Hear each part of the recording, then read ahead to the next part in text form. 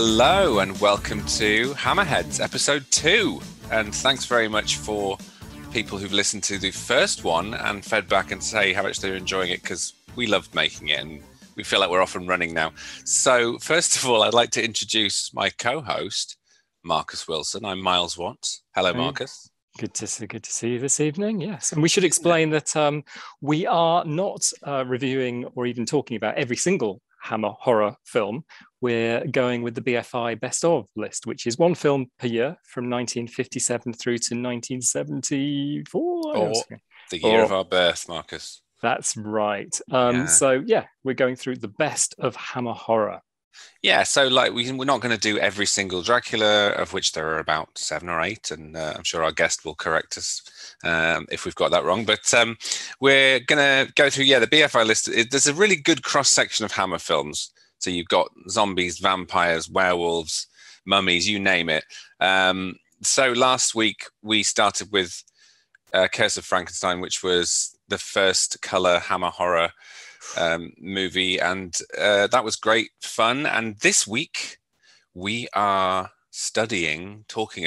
babbling on about Dracula.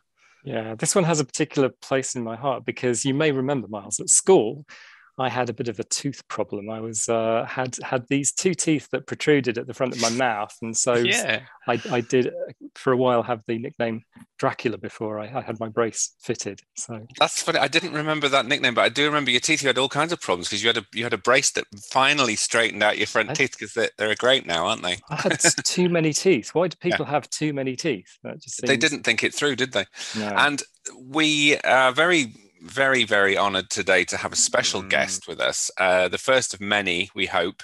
We realised that a lot of these films are beloved by many people. And as I'm a horror filmmaker, I also have met a lot of these people and sometimes hired and acted with them. In the case of this gentleman, Stephen Mosley is today's guest.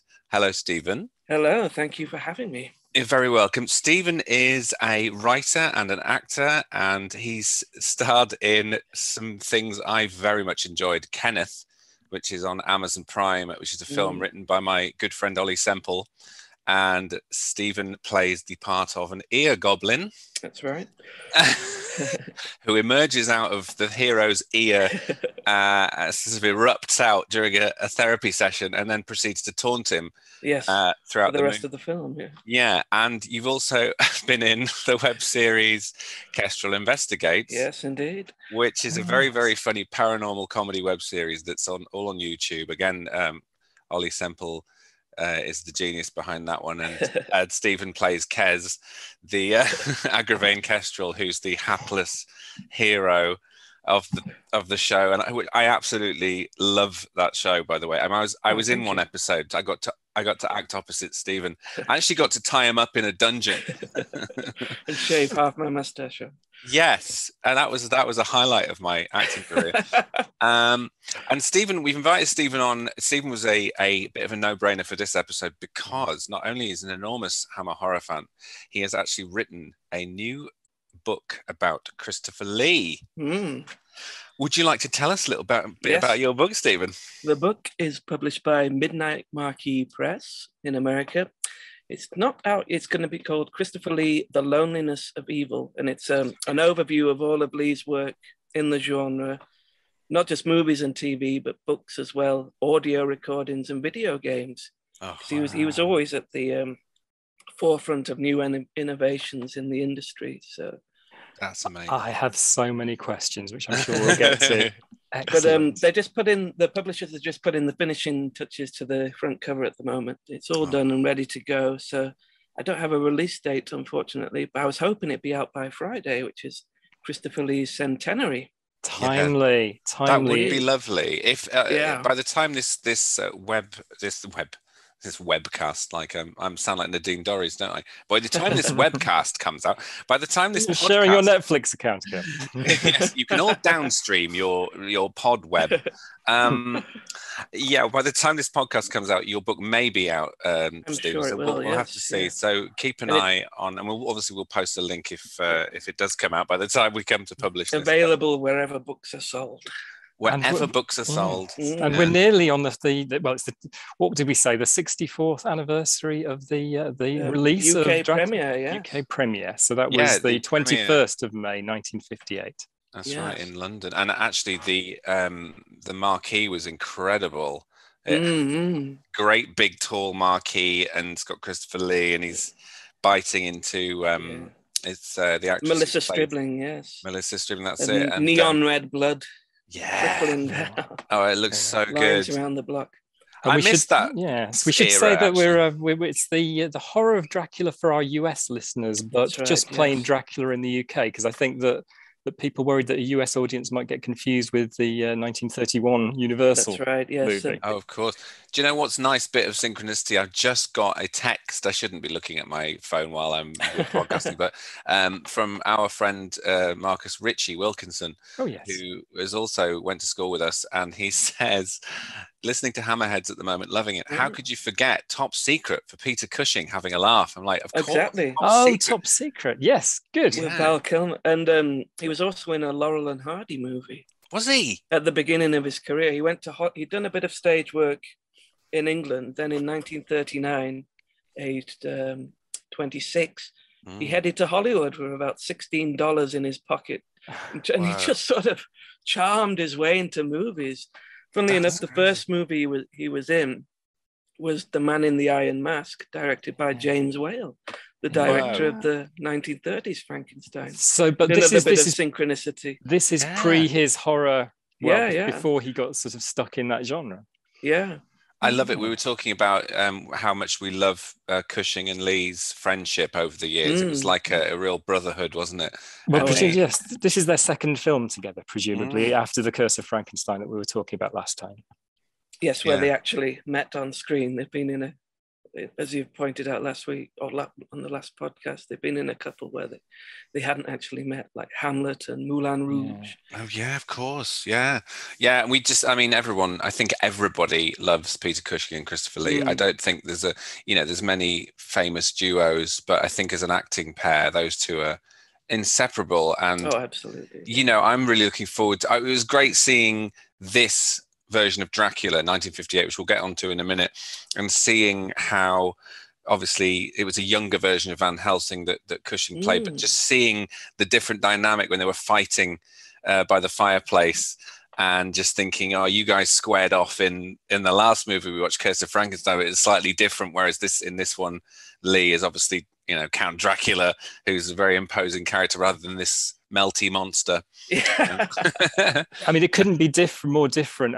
For Lee as an acting job to go from playing Frankenstein's monster with all of the sort of gangly kind of jerky movements and to be playing this very suave Dracula, a very different Dracula to any Dracula we've seen before, I guess. Well, I'm tempted to just defer to Stephen on everything now, because I was going to say I obviously know bits and bobs, but I'm sure I could ask you, Stephen, you'd be like, yep, that's true, and no, that's not true. But I know Christopher Lee wanted to bring a sort of erotic charge to Dracula, which hadn't really been done before. Well, I don't know if he did it. I think, he'd always say in interviews that he didn't do that intentionally, but but there certainly is an attractive quality to his Dracula. Yeah. Maybe he couldn't help it. Maybe he just came in dressed like that, and everyone just went, But he's very. It's one of those roles that you think Dracula. I think you think of Christopher Lee. Yeah. It's been played. It's been written about and played so many times, and very well by some. We can mention some other productions as we go. But Christopher Lee, whenever someone says Dracula, I think Christopher Lee immediately, and I didn't grow up with those movies necessarily. I grew up, I suppose, came of age when it was things like Interview with the Vampire, and Bram Stoker's Dracula by Francis Ford Coppola. But I certainly knew about Christopher Lee's version, and he just is the definitive Count, I think.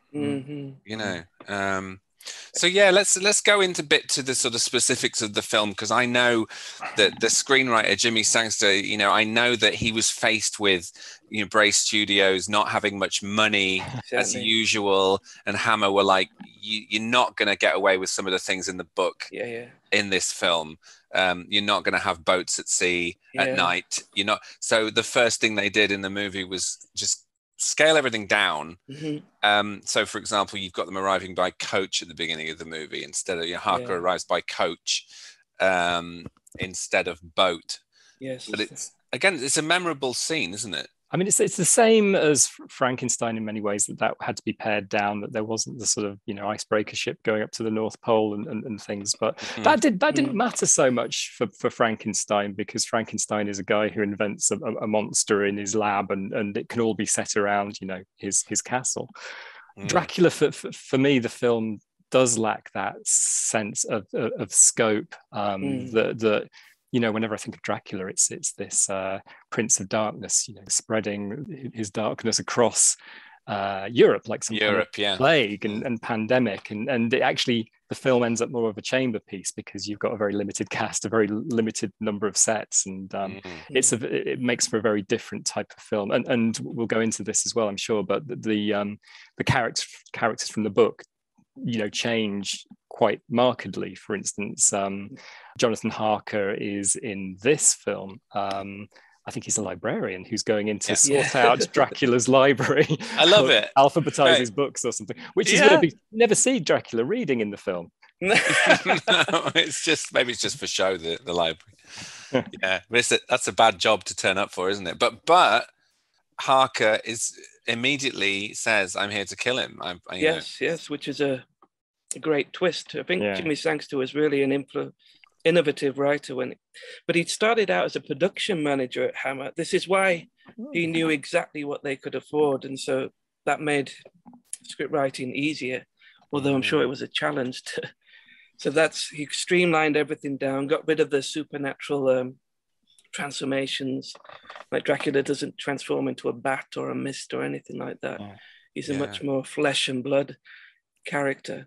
And actually that worked so well with the story, because obviously, it's meant to be, the ladies find him very sexy. So they willingly open the doors for him, so he can just float in and just, appear, so he doesn't have to resort to trickery. So it's very clever writing by Sangster there.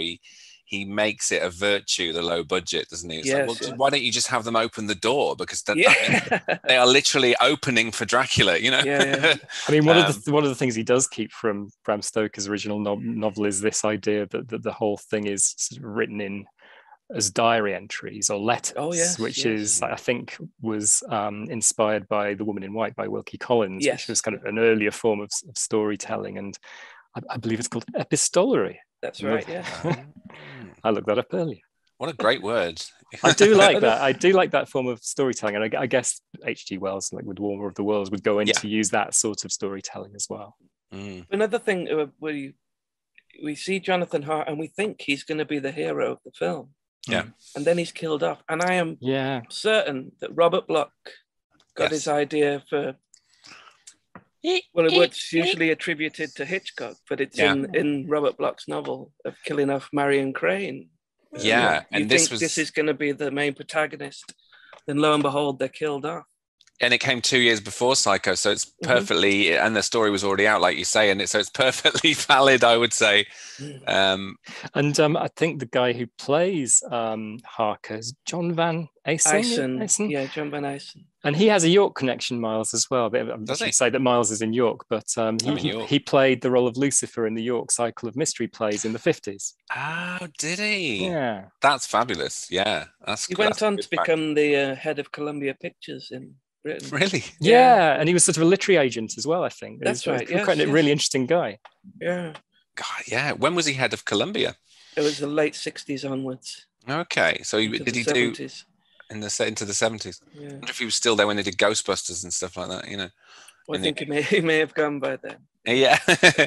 So again, Sangster, he made a virtue of it, and then he knew, like, the great thing about this being their second color horror film is that they absolutely hit their stride. Like Curse of Frankenstein is a lot of fun.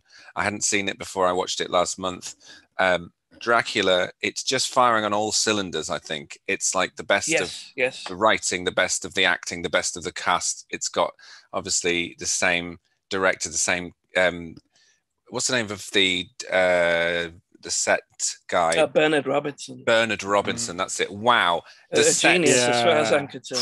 The sets in this movie, aren't they? Oh, they're amazing. Seriously, I could live on that set. I absolutely loved it. I watched the Hammer restoration from about 10 years ago. It's the version I watched on Blu-ray today. I'd previously seen, slightly scrappier, bumpy versions on telly, I guess. Yes, but that set and the colors and the lighting as well, just a combination of the sets. Jack Asher's lighting. Jack Asher, just almost inventing this genre of horror in color, and it looks like completely otherworldly. You can't believe that they shot it like in London. Yes, it's absolutely beautiful. That staircase, because they used that set quite a lot of times in the movie, but they just redressed it. But you only know if you know. Yeah, they sort of covered up bits of the arch, and you can sort of see. The staircase becomes the staircase down to the crypt. Yeah, very clever. I'm sure we'll see the staircase many times over the next few weeks as well. We will. The thing that really gets me as well is that we're talking about The Curse of Frankenstein 1957, Dracula 1958.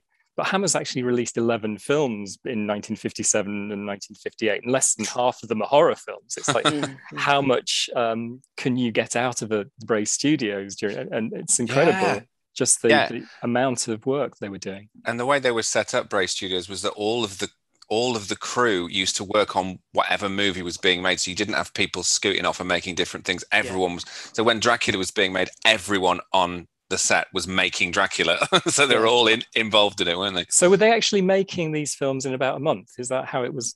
About 6 weeks was the usual. Wow, that's kind of like Rainer Werner Fassbinder kind of levels of. But they didn't. They didn't have the same freedoms that filmmakers today enjoy, because not only were they working within the strict budgets, strict time limits, schedules, they also had to submit the copies of the script to the British Board of Film Censors, as well as the finished film.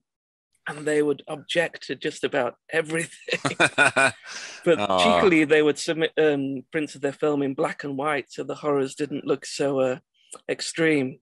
That's clever. I heard that Hitchcock had, I think it was with Psycho, actually, now we've mentioned Psycho. He sent an edit to the producers and the studio, and they said no. Then they had about 70 different cuts. Wow. And he sent it back and said, there you go, I've done all your cuts. And they went, much better.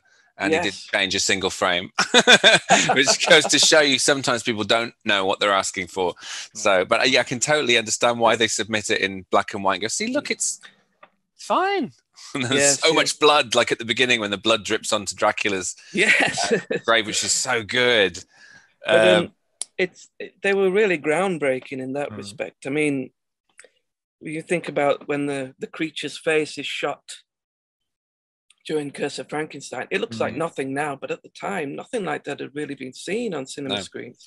And I would draw an absolute line from that moment through to the climax of Sam Peckinpah's The Wild Bunch, and all the way through to the work of Quentin Tarantino, paving the way for better or worse, for depictions of on-screen violence, bloodshed.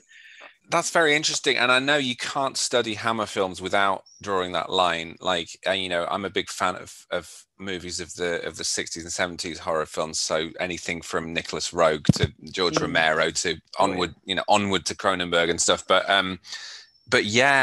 that's seeing the way Hammer fits in, and then is made obsolete by the end of its run a little bit by these super gory 70s horrors coming along. But then you've got things like Repulsion by Polanski, sort of in the middle of it, which is 1965, I think. Suddenly all this experimental, very provocative, psychosexual horrors coming along.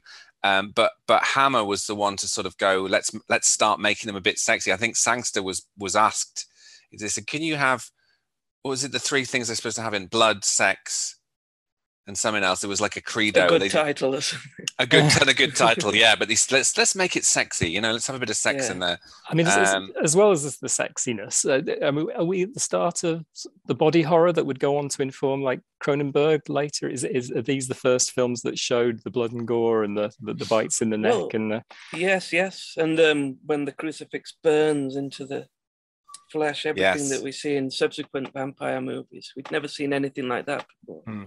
That's a good point. That would look really sore, didn't it? And I think sorry, my dog's in the background making a whine.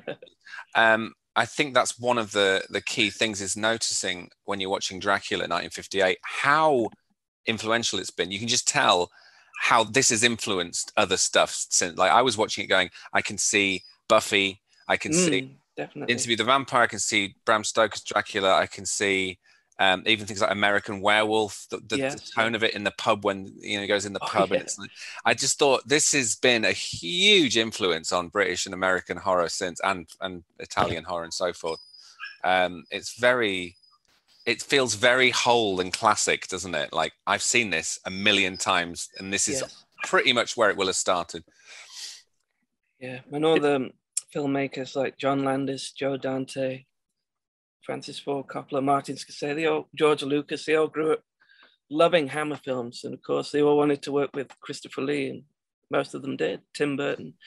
Yeah. Oh, Tim Burton. You can see, I can see in Curse of Frankenstein what an influence that had been on Tim Burton and a lot of filmmakers. Scorsese, I think, was influenced by Curse of Frankenstein. Almost definitely. Did you see during the first lockdown, he prepared a list of some of his favorite British films for Edgar Wright and I think Quentin Tarantino. Some very interesting films on that list. A lot of precursor Frankenstein, Terence Fisher films. He really knows his stuff. It's worth. He really does. Yeah. It's worth checking out. Yeah, Scorsese, and it's always worth listening to. Hang on, I'm just going to tell Edgar to shut up. We always have this problem during podcasts. The dog always starts barking. But yes. The children of the night. That's right. So we should probably talk a bit about the repertory cast. I mean, it's almost like a repertory cast. We've got Leon Cushing again. We've got some of the cast from the Frankenstein film. So, for instance, we've got Valerie Gaunt, who played the maid in The Curse of Frankenstein, returns as the. There are only 2 films. That's right. Yeah, and she's so good. I know. She proved quite elusive. No one. Didn't do interviews or anything like that. Wow. Oh, okay. She's so good in her scene where she's the vampire woman, and she, her and Dracula are fighting because she's so fierce and she's fierce and sexy, which is what And then it's almost like, I'm sure Buffy, the first episode of Buffy, the TV series, has a vampire breaking into a school. Well, a guy breaking into a school with a girl, and then at the last minute she turns around, she's the vampire, and she bites him. And I thought that shot, I'm sure that influenced Buffy. Oh, most definitely. The same shot where she goes, and he's like, oh, Anyway, more actors, yes. And we've got the crew as well, who have obviously worked together and on many films. But you've also got, I believe, Leon Cushing really making suggestions as to how the film should play out, certainly in terms of what Lee brings to the role of Dracula and his studies around Dracula. But also, I think Cushing suggested the final scene as well, with the 2 candlesticks held as a crucifix. Yes, because in the script he was going to pull out yet another crucifix, and he said, as if he were a traveling salesman in such relics, he suggested the idea of crossing the candlesticks. And even what I love about Cushing is he looked quite fragile, but he had this great strength and energy, which really belied his appearance. And he would do a lot of the stunts himself. I mean, I don't think that's him. That's a stuntman running along the table and ripping the curtains down for that one shot.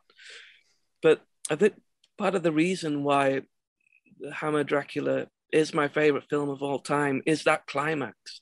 Because I think everything that's great about cinema, all the technical elements, really combine in that moment to the best advantage, with the exception of dialogue, because it's a silent scene. So you got James Bernard's really exciting score, and the sumptuous production design. editing, the direction, the physicality that Lee and Cushing bring to their roles. It's just so exciting. I've seen the film a gazillion times, and it always has me on the edge of my seat. It never fails to yeah.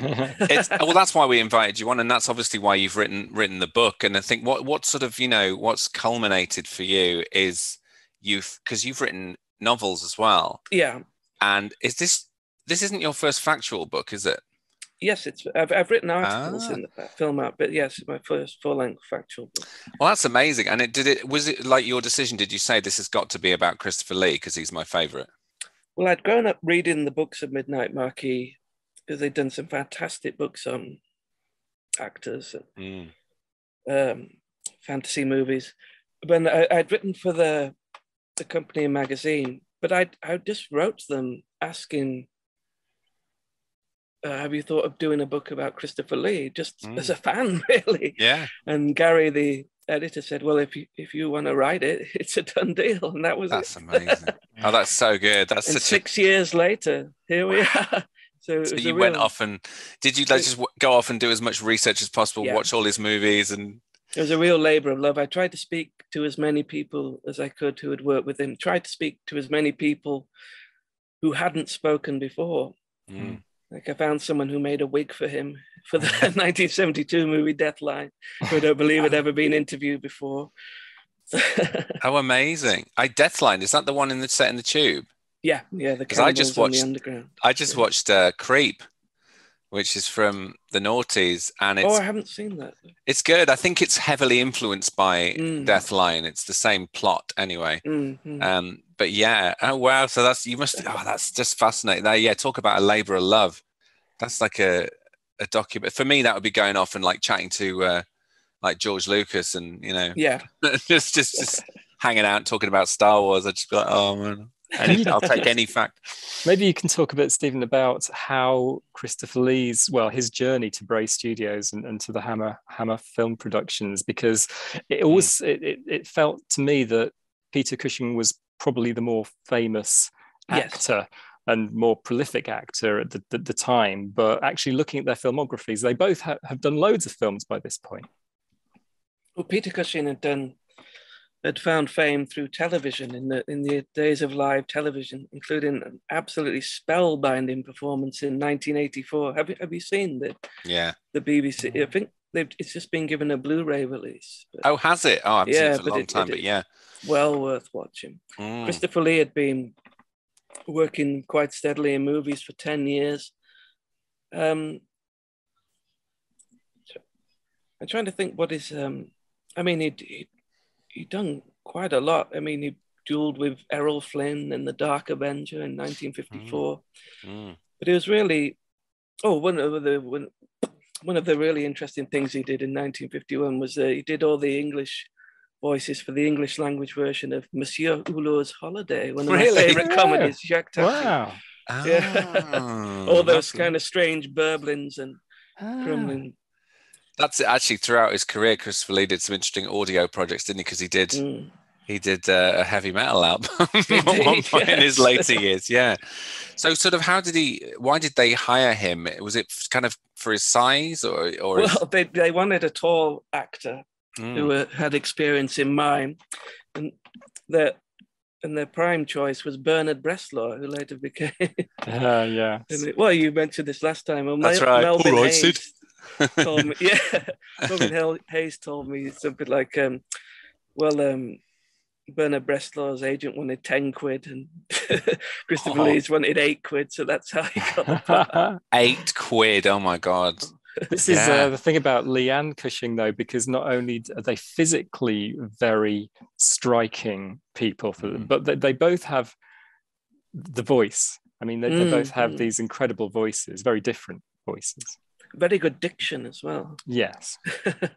But also very naturalistic performances. Because you think of Bela Lugosi's quite theatrical, I am Dracula. And when Lee comes down, it's I am Dracula and I welcome you to my house. It's very conversational and very unexpected. When you see that shadow at the top of the stairs, and you expect this, Transylvanian bogeyman, but you get this very charming very attractive English gentleman. Yes, it's not quite Klaus Kinski's No. depiction of Dracula, which is slightly more over the top. Yeah, and you think, I mean, because originally Van Helsing is this sort of crumbly old professor, isn't he? And you That's think right, yeah. Dracula could just say boo and make him have a heart attack, whereas obviously they decided with Cushing, because I think they asked the writer Jimmy Sangster, they said, did you write it for Peter Cushing? And I think he said, I think I must have done, because I knew he was going to be a younger man. Yeah. And because we couldn't, we wanted him to be able to square off, because there's a fight later on with Cushing and Lee, and it's just a great fight, isn't it? He's strangling him and he's got him down, and it's when Peter Cushing pretends to be dead, and you just know that there's going to be this moment where he just opens up his eyes. Yeah. And his eyes are so blue. Yes. Blue eyes. They're like vibrantly blue. Have you both seen the Hammer restoration? Mm-hmm. Yeah. I still think of it as being a recent thing, but it's 10 years. But where they found the Japanese footage, it's actually a Hammer fan called Simon Rowson. Right. For years, we'd heard there was extra footage of the disintegration at the end, because we'd seen these tantalizing stills of Lee in this disfiguring makeup, and it'd just been dismissed as a myth. Yeah. But so this Hammer fan called Simon Rowson, he just went to the National Film Center in Tokyo and found the Japanese reels. They were badly water damaged. It's amazing. But there was this extra footage, and it's now been put back in. There'd always be, I remember in the horror movie books I had as a kid, they'd always say things like Hammer made 3 different sets of movies for different countries in the world, with Japan being the, I think it described them as real zingers for the Japanese market. But this wasn't true. It was just that the Japanese censor would be more lenient as to what went through.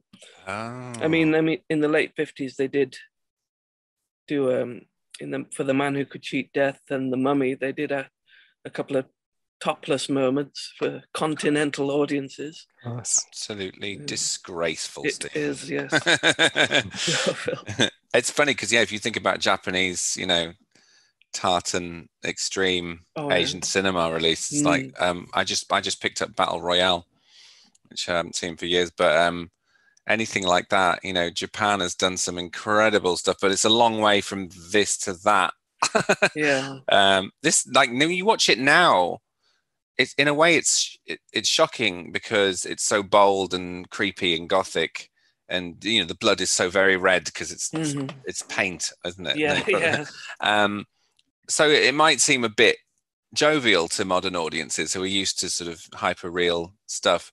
But I think that the more time's gone on, you watch a film like Dracula or Curse of Frankenstein, they're quite shockingly creepy in places.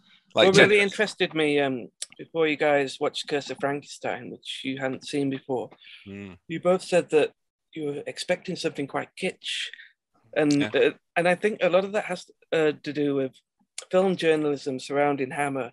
Well, they usually dismiss them as camp movies with cardboard sets, and it really makes me mad when I read this. The sets are far from cardboard, as we've seen, and they say that the acting is hammy, but it really isn't. I mean, there may be one or two exceptions to that rule as the 1970s got underway, but for the most part, these are good-looking, low-budget films. If you compare them to films with similar budgets being made at, say, American International in America, those are cheap films that look cheap, but these are low-budget films that just look absolutely gorgeous. Still. Yeah, that's it. I think Mark Gatiss was talking about it on the commentary, and he was saying that they are sort of seen as it just sort of, they just got what they could and cobbled it all together. And it's like, no, these are very authored movies. This set was designed. They were just very good at budgets, working within a budget. They were made by people who cared, is what the producer Michael Carreras said. That's it. Real craftspeople, those sets are incredible, and they're not wobbly at all. No, they're not cardboardy. Again, I love the gothicness of this production. That even though it's all wood, obviously painted wood, it looks like these fantastic. I mean, it is almost like the hybrid between theatre and film, because it's a set. You just know it's a set. But that's what they had to work with, and they had just such beautiful sets. Like I know in Bram Stoker's Dracula, they deliberately, Coppola deliberately dialed up you are watching a staged production elements of it. They're not trying to pretend that it's all happening, but you get sucked in because of the lavish production design. But all that ivy sort of spilling down over grave stones and those big walls and so autumnal leaves drifting down. Yeah. But talking about the kitschness of it, it's obviously not kitsch because it must have been very shocking to the audiences of the time, because the sexuality in it is a very adult sexuality. And we should mention Melissa Stribling's performance, who plays Mina Homewood, although the characters of Mina and Lucy are sort of a bit mixed up in this. Yeah. And although apparently she went on to star in Benny Hill and Dick Emery and the show and things like that, this is very much not that. This is a very adult sexuality and probably not something that people had seen on screen before. Yes, you see Dracula going up to Mina's bedroom and the door slams shut, and you expect the scene to end there, as it would have done in previous movies, but then you go right into the bedroom, in fact. And in the Japanese footage, they did have some extra seconds of nuzzling before the bite. Yeah, and I love the way they're done. You have that rising music, which is just beautiful, and then in this sort of this goes up and down, and then it sort of creeps in. And the love theme, it starts off sad and then becomes very, very dangerous, and it's got this. And then the way she opens the doors is just very like, obviously, come hither. And that's quite risque for the 50s. It's basically she's laying herself open. It's done very knowingly, isn't it? Very knowingly. She's just oozing like, yes, I want you to come in. That's all she's thinking about. She wants this man to come in. And then the doors are open, and then the leaves, you can see the leaves falling, and when the leaves are falling, it's almost like a sign that he's near. It's beautifully done. And later when after she's fallen under Dracula's spell and she re-enters the house, do you remember that scene? And Terence Fisher told her to play it as if she'd had, in his words, one wail of a sexual night. Yes. And it's written all over her face, so to speak. Yeah. She's satisfied, yeah. Yes. Whereas her husband Arthur, she just receives a chaste peck on the forehead from him, played by Michael Gough. Michael Gough, she's clearly not getting any from Michael Gough in this film, is she? He's terrific. Obviously became famous with modern audiences as Batman's butler. And he's fantastic in that, he's got that, and he popped up in Sleepy Hollow as well. That's right. He's got a very proper accent, a very proper beleaguered accent, and he's almost like the Stooge, isn't he, in this film? Yeah. Well, there's also there's quite a good juxtaposition, because there's that sort of very intensely sexual scene with Dracula and Mina, but then you see Mina and Arthur, and Arthur there's this blood transfusion, and actually quite a long silent sequence where Peter Cushing is managing the blood transfusion from Arthur to Mina. Is this film a metaphor for a girl who's got a bad boyfriend fetish, and actually she settles for the guy who saves her life by giving her his blood, but she's obsessed with this really, really terrible sexy man who brutalizes her, and in the end she comes round and goes, you know what, maybe I should just stay with this guy, he's a good guy. It's just a lot of people's stories, I think. They did that in Twilight as well. Obviously, I can't remember quite how Twilight, the better. Yeah, well, it's not popular, is it? Twilight among some quarters of most people. Yes, I didn't mind the first one, but otherwise, not a fan. I mean, Stephen. Apparently, Christopher Lee was never quite satisfied by the way that Hammer Horror was portraying Dracula. He seems to, Lee particularly, and I think this is in the title of your book, that he talks about the loneliness of evil, and that's what he tried to imbue Dracula with that loneliness as well. Can you maybe talk a bit about Lee's feelings towards this character he played? It's always written that Lee hated playing Dracula and he didn't like to talk about it. Well, the fact is, he actually loved playing Dracula. He loved the character and he had great respect for the character.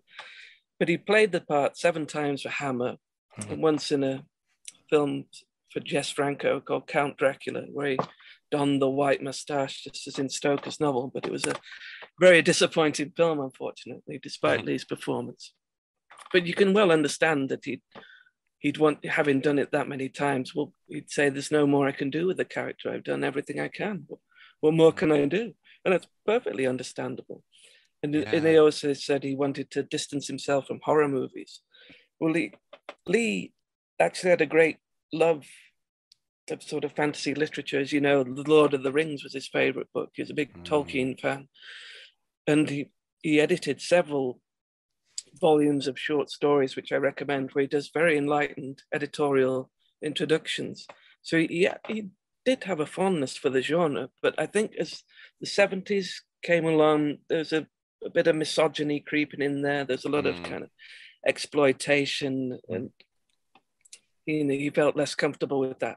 But in 1972, he produced his own movie, Nothing But the Night, which is quite tasteful, it's an interesting experiment. In some ways, it sort of is a bit of a forerunner to The Wicker Man, which he made immediately afterwards. Yeah, but it's a very muddled film, quite confusing, but it's certainly a tasteful effort, and it does have things in its favor.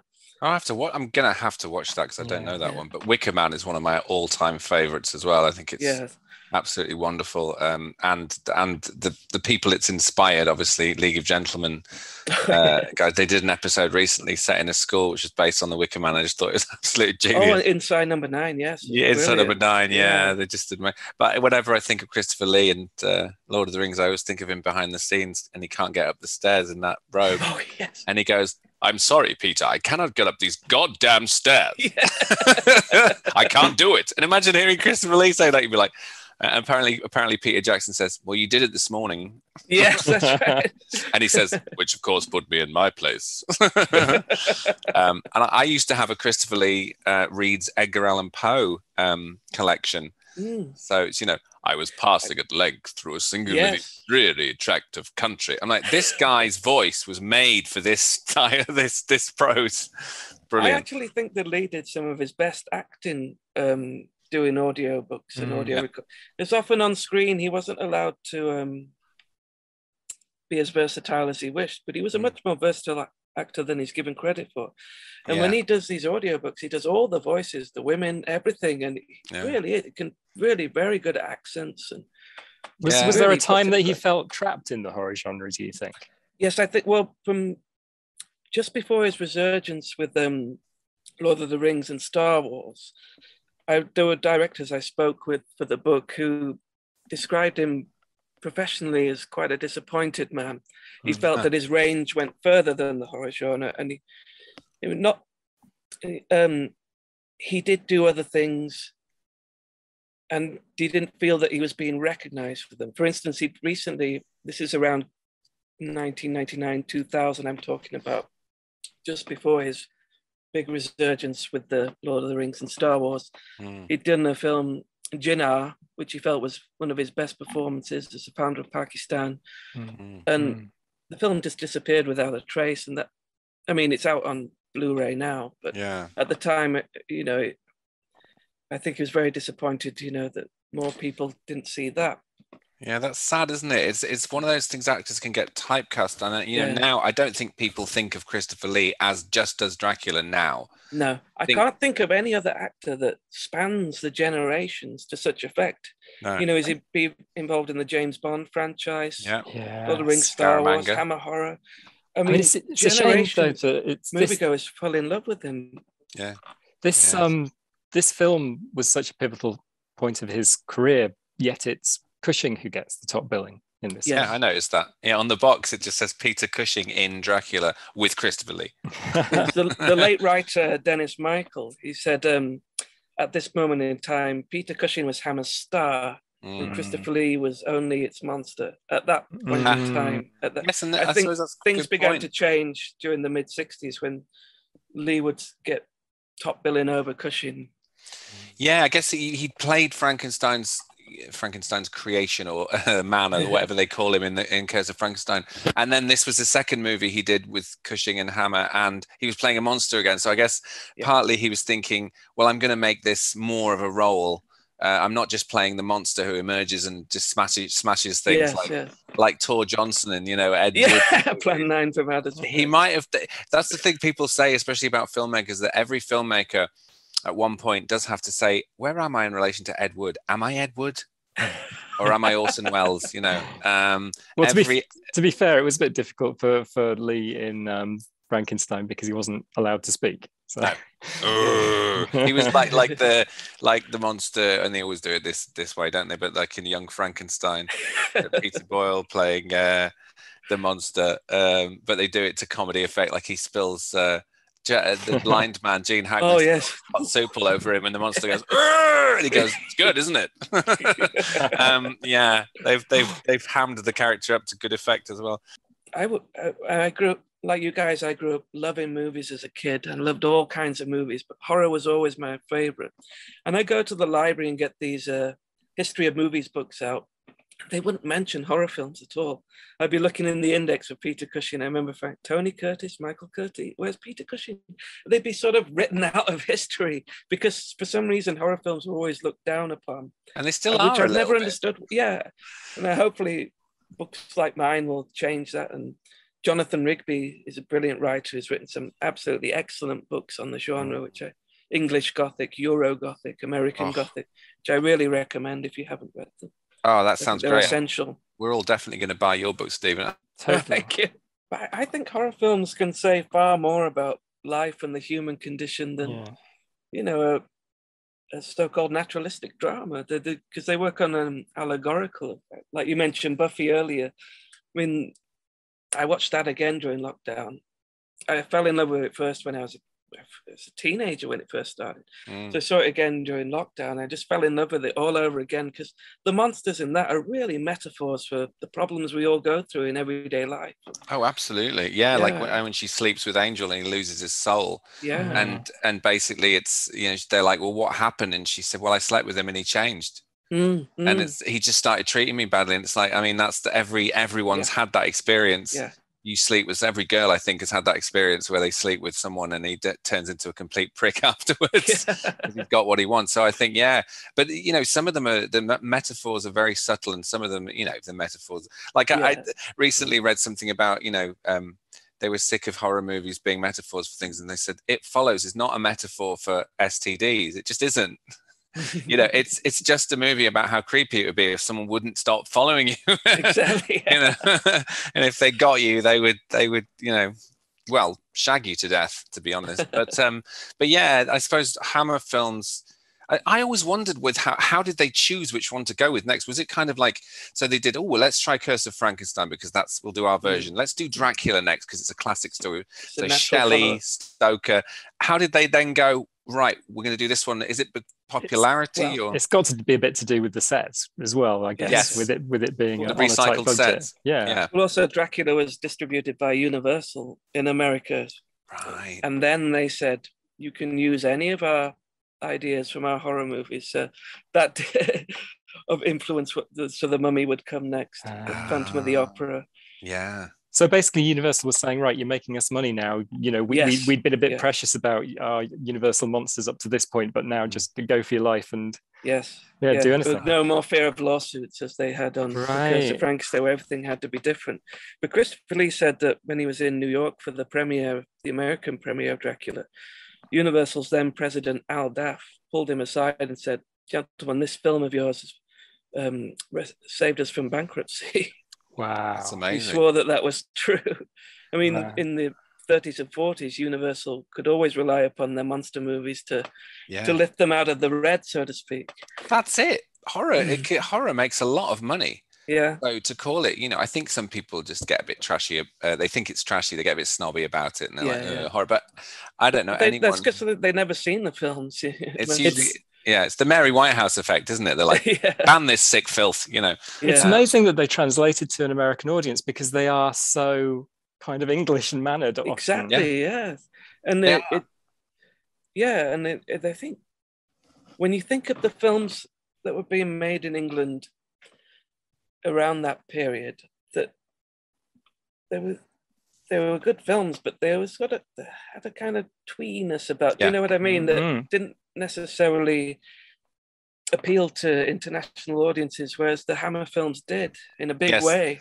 Yeah, the 50s, obviously some terrific films come out of every country in the 50s, but yeah, the 50s British was sort of, hello, Ted. Yes. Would you like to stay for tea? I really would.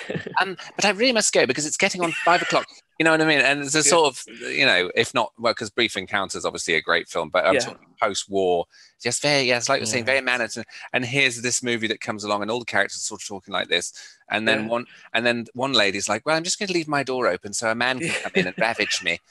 It's quite, obviously it wasn't so overt, but it was there. You basically, the woman in this movie, Mina, is like, I'm bored of my husband. I don't get any at home, so I'm going to let this sexy man come in and ravage me several times this week. And they're all like, "Oh, is this a bit untoward?" But it broke open that taboo, didn't it? But it was. I found this film less amusing than Curse of Frankenstein. I actually find Dracula is actually like spot on horror. It's creepy. The Cushing and Lee are just so wedded to, that they're not doing this in a tongue-in-cheek way. They are completely committed to these characters. Oh yeah, you just totally believe them, don't you? I think, especially, obviously Christopher Lee's brilliant. You can talk about Lee, I'll talk about Cushing. Not that you can't talk about Cushing because you've written a book about Christopher Lee, Steve. You can talk about whoever you like. But I love the fact, I said this last time with Curse of Frankenstein, Cushing, you just believe him. He's so believable. He's, like you say, he's quite a frail-looking man. He's quite slight, but he's got so much grace that you just believe him, whether he's playing a madman or, a professor or whatever. You just believe him. I mean, I think you really do have to be a very special kind of actor to work in horror films to make the unbelievable believable, so to speak. I mean, Laurence Olivier played Van Helsing, and he was absolutely dreadful. This is supposed to be the greatest actor in the world. Yes, but he's no Peter Cushing. Well, he's quite hammy, is Laurence Olivier sometimes. And that's the thing he actually did. You caught him acting. Obviously, Olivier did. I think why he wasn't so good as Van Helsing is that because he looked down upon the material. I think he said to his son, "Dracula, the shame of it! I'm reduced to starring in this." Oh my God! Yeah, and that's no good, is it? If you're in a film like this, you really need to sort of think about the positives. There is a moment of levity in this, though, when I think Cushing is speaking into his audio recorder, and his butler comes in, and he says, "Oh, I'm just Jeffrey Belden. I was just talking to myself." Oh. Yeah. Is the hotel porter is Jeffrey Belden? Yeah. What else has he been in? Because I recognise him. Catweasel and the Crowman and Wurzel Gummidge. That's it. Brilliant actor. I knew I really recognised him. Yes, we have to. He's sort of got the talcum powder in the hair to make him look much older than he is. I love Wurzel Gummidge. I watched first series recently. Terrific. There's some really creepy moments in it, but where all the scarecrows are. What, are they going to Wurzel's wedding or something? Oh, gosh, that's right. Yeah, they all sort of shuffle in and But again, that Wurzel Gummidge had all these phenomenal actors of the 70s, 60s. A lot of Hammer stalwarts as well. Thorley Walters. Some very creepy 1970s children's shows, definitely. Yeah. Now, in terms of the next, obviously, we're going to go through all the BFI top films from the next up to 74. Is there anything that we should be looking out for, Stephen? So Christopher Lee's high or low points in that time? The Mummy isn't on your list, is it? I think it's Hound of the Baskervilles next. Hound of the Baskervilles next, yeah. Which is literally, as we've said, we will fill in the gaps at some point, I'm sure. But we just decided to go for one a year. This time. Well, I think Hammer actually did give Christopher Lee quite a good range of characters to play in the early days. I mean, there's a great. You'll see him in The Hound of the Baskervilles next to Sir Henry Baskerville. Yeah. And he'd also, the same year, just after that, played another romantic hero in The Man Who Could Cheat Death. Not as good a film, in my opinion. Yeah. And there's a subtle degrees of difference between those romantic heroes. And then they had him playing a Chinese Tong leader in The Terror of the Tongs. Rasputin. The Mad Monk. Yeah, I've seen that one. And I think probably, as far as I'm concerned, after his revolutionary portrayal of Dracula, I think his greatest performance was as the Duc de Richelieu in The Devil Rides Out. I don't know if that's on that your is on our list. We're Yes, doing that one, and actually, we've lined up a guest for that one who is a Hammer fan and fellow filmmaker of mine, and is obsessed with cults in movies. So interesting. well, I was writing something, and it had a cult in it, a creepy cult in it, and this guy who will reveal in the future episode said, "Oh, have you seen Devil Rides Out?" And I went, "It's funny you should say that." Because so that's probably episode 11 or 12 or something. Yeah. I think for episode 10 we're doing Plague of the Zombies, so we're going to wonderful. Get some Zomblog connection there. But I think in terms of Dracula, we've got Brides of Dracula, but there's no Christopher Lee. No. We've got Kiss of the Vampire, no Christopher Lee, no Peter Cushing. So we're actually not looking at a lot of Christopher Lee Dracula in our list, but I can imagine we'll want to go back and watch like the 6 or 7 other Christopher Lee movies. I think that's this list deliberately put the first one in and then said, well, we won't bother with any of the other Dracula, which is, that's just the way they wheeled it out. There's Taste the Blood of Dracula as well in 1970. Oh, that's one of my favorites. I love that one. Yeah. Oh, I have to watch that one. But yeah, Plague of the Zombies, I'm looking forward to watching because that's one I've had on my list for a while anyway. Yeah. On the Gorgon, he plays like quite an elderly professor in that. He was only about 41. He was past it then, they thought. Yeah. This is it. We were saying this last time that they always seem so much older than you could ever imagine. Yeah, they do. They've always been old. Yes, But it's weird seeing Michael Gough as a young man because I don't know how old he was in this. Maybe in his 30s or something. But young Alfred, it's so weird. He was about 40, yeah. Was he 40? But I suppose we're already in the nearly 1960 by now, and he was in Batman 30 years later. Yes, yeah. But he did some quite amusing low-budget horror films off the back of Dracula. I think one of my favourites, which you must see, is called Horror Hospital, which was filmed at Battersea Town Hall. No way, right? But it's a real Robin Asquith is the hero. Robin Asquith. You something. And I mean, it's real. What? It's real. Yes. It's really trashy. Yes. I think the Financial Times called it a surrealist masterpiece, but I think it's not. But it's really good fun. I love those ones. It's hammiest.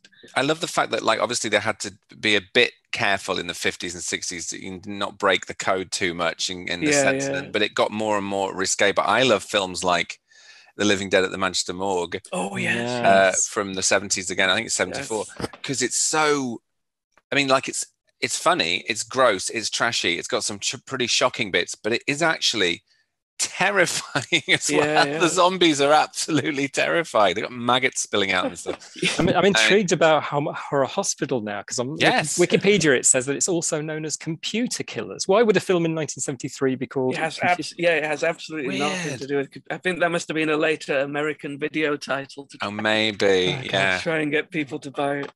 Yeah, they called it something like Chopping Mall or something, because I think Chopping Mall has a different title as well, although why it would have a different title than that, I don't know, because that's brilliant. But no, I'm loving this journey because we move into sort of Hound of the Baskervilles next, which is obviously they're going through the classics, aren't they? I'm intrigued actually because this is a bit of a departure from the monster genre, having a Holmes and Watson.